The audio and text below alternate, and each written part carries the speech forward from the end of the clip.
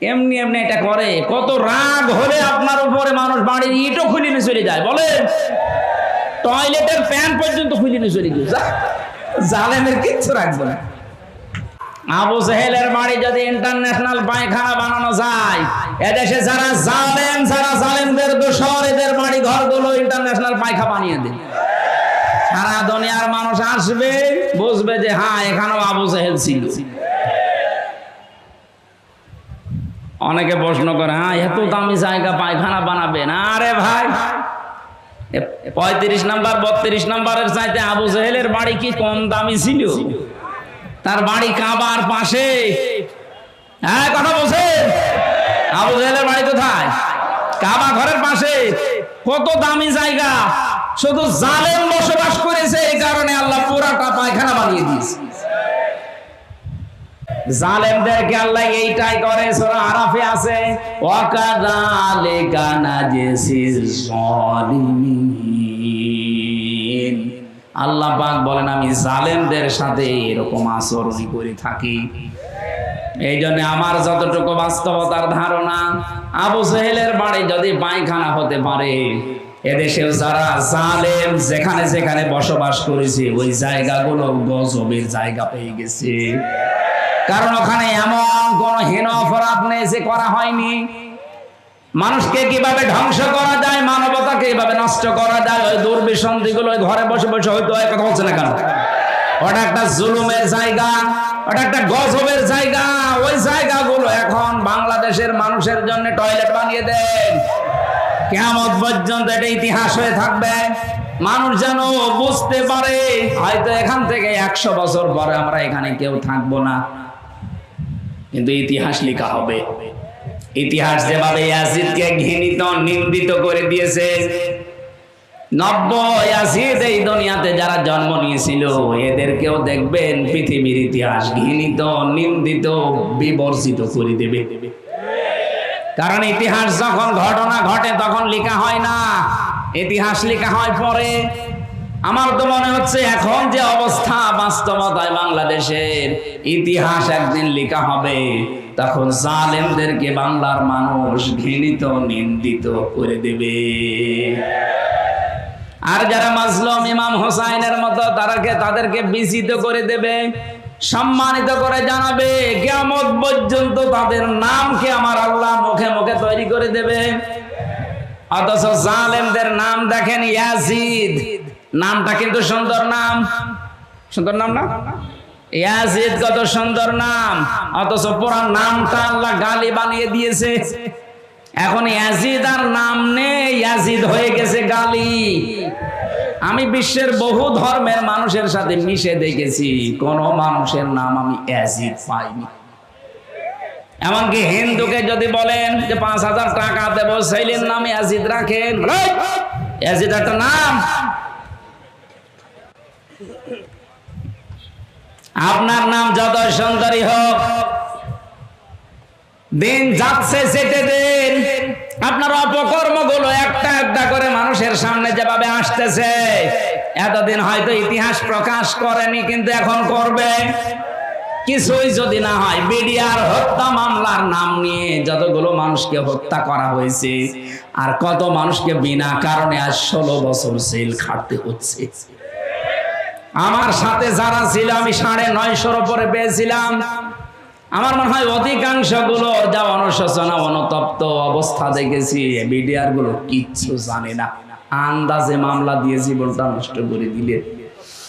রাতের গভীরে যখন দেখতাম পঞ্চগড়ের ওই নায়েক, বিডিআরের এই নায়েক সাহেব, মুরব্বী মানুষ, সাদা দাড়িওয়ালা মানুষ, আর 1 মাস পরে রিটায়ার্ড হয়ে যাবে, সারাটা জীবন চাকরি করেছে। আমার বলছে, হামজা ভাই 1টা মাস পরে আমার জীবনের শেষ, আমি বাড়িতে যে বউ বাচ্চা নিয়ে থাকবো। কিন্তু এই জালেম আমারে কি ঘটিয়ে দিল, 16 বছর, অথচ মামলার সাজা লাগালেও 7 বছরে আমরা বের হয়ে যাই। নির্বাহী আদেশে আমাদেরকে আজ 16 বছর রেখে দিয়েছে, অথচ আমি কিছুই জানি না। কোরআন সে মাথায় নিয়ে কাবার দিকে মুখ করে আমারে দেখিয়েছে যে আমি কিচ্ছু জানি না। আব্দুল মতিন নাকি যেন নাম। রাতের গভীরে যখন তাহাজ্জুদ পড়তে উঠতাম, দেখতাম এই লোকটা বলে আওয়াজ দিত। আমার মনে হয় এই সমস্ত আওয়াজগুলো আল্লাহর আরশে চলে গেছে। এমনি আপনাকে আল্লাহ ধরেনি। বহু মানুষের চোখের পানি, বহু মানুষের আর্তনাদ শব্দ লুকিয়ে আছে। মাওলানা মামুনুল হক যেভাবে রাতের বেলায় কন্দন করতো দেখতাম, লোকটার যদি দোষ থাকে আমার আল্লাহ দেখবে। কিন্তু জাতির সামনে বেইজ্জতি করার জন্য আলেমদেরকে আপনি মেরে ফেলবেন, ধরেই মেরে ফেলতে পারতেন। এমন এমন দোষ দিয়ে তাদেরকে জাতির সামনে কালার করিয়েছে, পরবর্তী প্রজন্ম যেন আলেম বিদ্বেষী হয়, আলেমের কাছে যেন আসতে না চায়, আসতে চাইলেও যেন ওরা বোঝাতে পারে যে তোমাদের বড় হুজুর এরকম ধর্ষণ মামলার আসামি, কার কাছে যাবা? এই কথা বলেন না কেন? এই দুর্বিসন্ধি নিয়েছিল, এই জন্য আল্লাহ এত বেশি অপমান করেছে ওদেরকে। কিয়ামতের আগে এত অপমান কেউ হবে বলে আমার মনে হয় না। আমি যে শব্দ থেকে এখানে এসেছিলাম, আল্লাহ আয়াতের মাঝে রাসূলুহু দিয়েছেন না, রাসূলুহু দিয়েছেন। তার রাসূলের যে স্বপ্ন, রাসূল এখন নেই, তাদের নায়েবের স্বপ্ন পূরণ হচ্ছে। জালেমরা আজ এই দেশে একটা ইঁদুরের গর্ত পাচ্ছে না। নায়েবে রাসূলের দ্বিতীয় স্বপ্নের কথা তিনি জানিয়েছিলেন, এই দেশে কালেমার পতাকা পথ পথ করে জালেমদের নাকের ডগায় উড়বে। এটাও সামনে আসতেছে। 100 জনের 58 জন যখন চাচ্ছে যে দেশে ইসলাম কায়েম হোক, আর কিছু চাইতে দেন। 100 জনের 70 জন মানুষ যখন বলবে যে হ্যাঁ এই দেশে আমরা ইসলাম চাই, কোন মহারথী তখন এ দেশে ইসলাম ঠেকাতে পারবে না। রাসূলের স্বপ্নকে বাস্তবায়ন করেছিলেন কে? আরো জোরে। নায়েবে রাসূলদের স্বপ্নকেও বাস্তবায়ন করছে কে? বলেছিল শুধু নাড়া দেওয়া হবে, দিল্লি গিয়ে পড়বেন, তাই পড়েছে। আমি তো যা যা কোরআনে পড়েছি সব এই 1500 বছর পরে মিলে যাচ্ছে। শুধু ভাবি আল্লাহ রাসূল তো নেই, আল্লাহ বলেন রাসূল নেই তাতে কি, রাসূলের নায়েব আছে, তার উত্তরাধিকারী আছে, তার স্থলাভিষিক্ত আছে। সুতরাং আলেমরা যে স্বপ্ন দেখছে, সামনে দেখতেছে, এই স্বপ্নগুলো আল্লাহ বাস্তবায়ন করবে। 21 তারিখে দেশের ইসলামপন্থী যারা আছে সবাইকে ডাক দেওয়া হয়েছে ঢাকাতে। প্রধান অতিথি ডাক্তার শফিকুর রহমান, বাংলাদেশ জামাত ইসলামের আমিরে জামাত মুফতি সৈয়দ ফয়জুল করিম আসবে। এরপরে বাংলাদেশের ইসলামী দলগুলো বড় বড় সেগুলো সব আছে। আমার মনে হচ্ছে এগিয়ে যা দেখছি, আবার যে স্বপ্ন যে কোরআন দিয়ে দেশটা চলবে, আল্লাহ মনে হয় ওই দিকে এগিয়ে দিচ্ছে। কারণ 53 বছর আমি দেখি না, আমার তো 33 বছর। এখানে মুরব্বী বসে আছে, জিজ্ঞাসা করেন বাবা চালিয়েছিল দেশটা, মানুষ দুর্ভিক্ষে মরেছে। এটা কি আমি বানালাম? দুর্ভিক্ষ হয় না ওই সময়? স্বামী চালিয়েছিল, কাঙ্ক্ষিত মানের শান্তি স্থাপন করতে পারে নাই। চাচা চালিয়েছিল 9 বছর, যেভাবে হোক পারে নাই। ভাবি চালিয়েছে, পারে নাই। বুবু চালালো, পারে নাই। এখন শুধু বাকি আছে আল্লাহর এই কোরআন দিয়ে দেশ চললে কেমন দেখা যায়।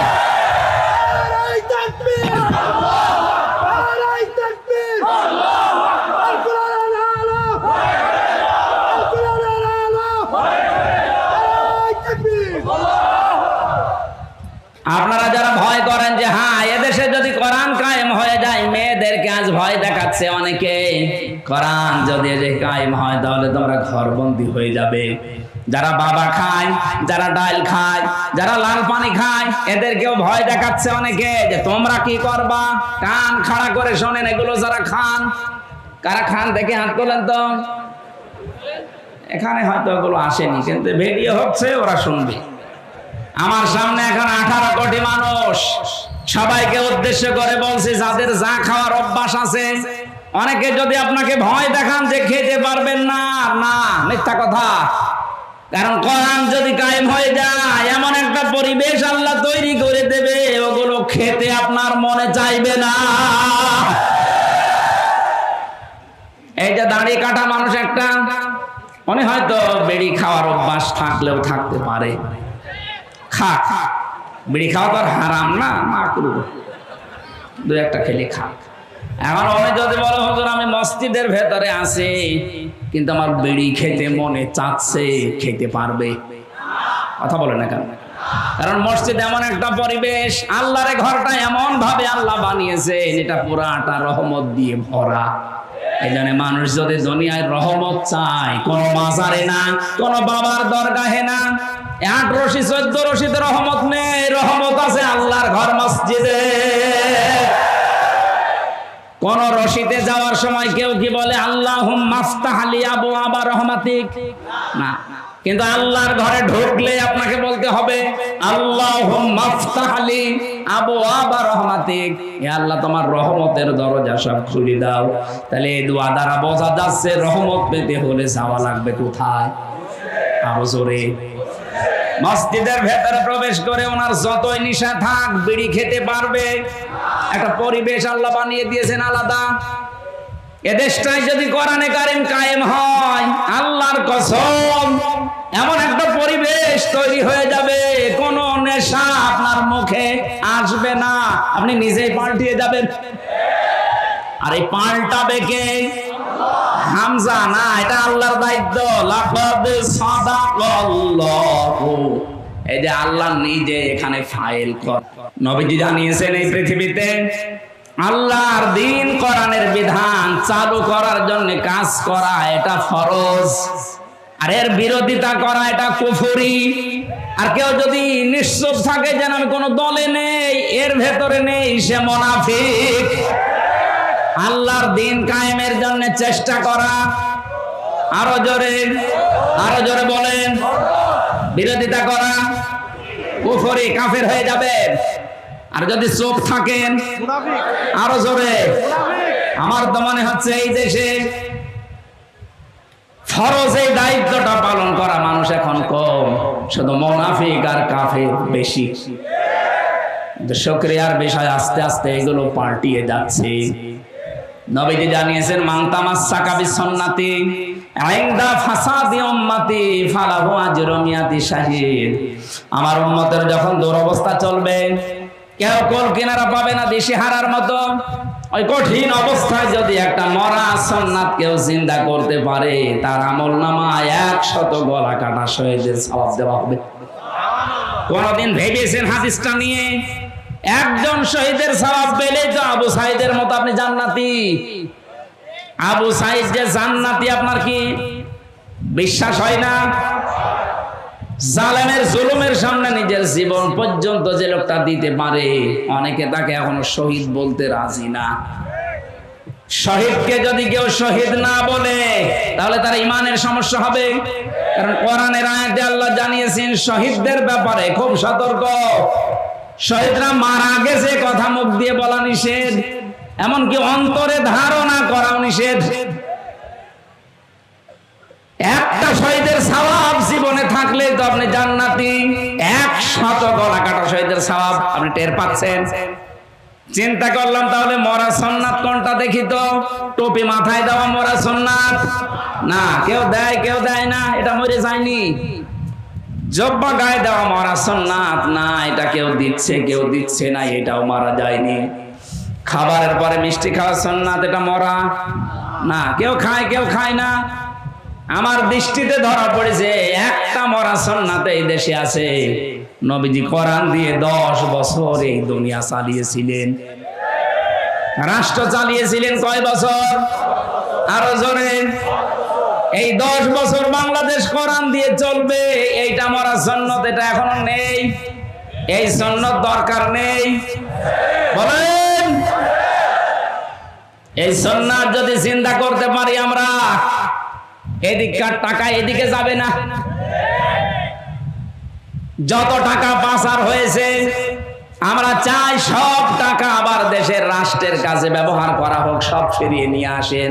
যদি নিয়ে আসতে না পারেন, এই জালেমদের মা বাবা স্ত্রী পুত্র যারা এতদিন এই জুলুমের টাকায় আরাম করেছে, ওদেরকে রাষ্ট্রের কাজে লাগান, কোনো ছাড় নেই।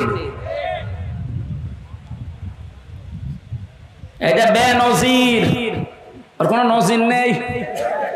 পৃথিবীতে একটাই মাল পয়দা হয়েছে, গোপালগঞ্জের 4 ভাগের 3 ভাগই তার।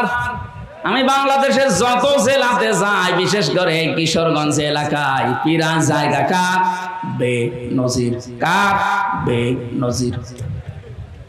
আপনার এত জমি জায়গা লাগে, এখন নেন এগুলো চাষ করেন, সব রাষ্ট্রের পক্ষ থেকে বাজেয়াপ্ত করা হোক। কথা বলেন ঠিক কিনা? শুধু এর না, এই 15.5 বছরে এই বাংলাদেশে মানুষকে মিথ্যা মামলা দিয়ে বেকার বেকার দোষ চাপিয়ে যাদের কাছ থেকে টাকা পয়সা কালেকশন করেছে, মনে আছে বাবার টাকা পায়, সে টাকা চাইতেছে। আমার যেদিন ধরে নিয়ে এসেছে তার পরের দিন আমার বাবাকে জানিয়েছে 10 লক্ষ টাকা দেন, নয়তো আপনার ছেলের নামে 50টা মামলা দেব।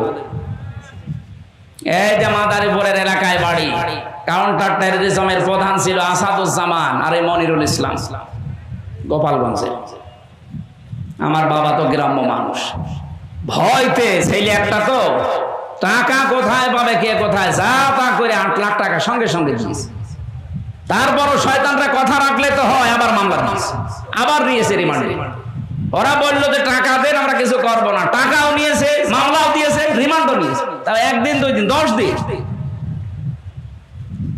আমার মতো হামজা একজন না, হাজার হাজার, 1 লাখ 10 লাখ, 1 লাখ 10,000 মানুষ এখনো বাংলাদেশের জেলখানায় জেল খাটতেছে।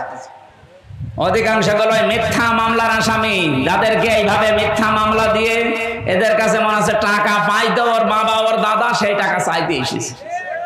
এভাবে যারা টাকা পয়সার মালিক হয়েছেন, এই টাকা সব যেন রাষ্ট্র পক্ষ থেকে ঘরত নেওয়া হয়। যারা ভিকটিম আছে, যদি পারেন খোঁজ করে তাদের কাছে দেন। আমারটা তো আমি পেতে পারি, এই মাদারীপুরে ট্যাকের হাটে বাড়ি, মিজান আমার মামলার আয়ু। আমি চাই আমাকে যেহেতু বেকসুর খালাস দিয়েছে আদালত, তার মানে আমার কোনো দোষ পাইনি। কথা বলে না কেন? কোনো দোষ পাইনি, যে মামলায় নিয়েছিল কোনো দোষ নেই, এই জন্য তো বেকসুর খালাস দিয়ে দিয়েছে। সুতরাং আমি যেহেতু নির্দোষ প্রমাণ হয়েছে এদেশের আদালতে, আমার বিপক্ষে মামলার আয়ু থেকে একেবারে ওই যে হাত খোলা, ওই পর্যন্ত যারা জড়িত ছিল তাদেরকে আমি 3 বছর জেলে দেখতে চাই। কোনো শাস্তি নেই, এটাই তাদের শাস্তি। আর আমার বাবা যেহেতু 8 লাখ টাকা দিয়েছে, আমরা এদের কাছে প্রত্যেকের কাছে 8 লাখ টাকা চাই, দেন। টাকা বাবার টাকা তো কামাই করিস, যত টাকা অবৈধভাবে কামাই হয়েছিল, এই টাকাগুলো যদি রাষ্ট্র এখন বাজেয়াপ্ত করে, দেশ দাঁড়িয়ে যাবে, কোনো অসুবিধা নেই। ডক্টর মোহাম্মদ ইউনূস জানিয়েছে যত টাকা পাচার হয়েছে 3 ভাগের 4 ভাগের 3 ভাগ টাকা অলরেডি আসা আরম্ভ হচ্ছে, প্রক্রিয়া আরম্ভ হয়ে গেছে। আর 1 ভাগ বাকি আছে, ওইটাও নিয়ে আসা হবে। যারা নিয়ে আসতে পারবে না, সারা জীবন এই দেশের গোলামি করা লাগবে। টাকা আত্মসাৎ করবা।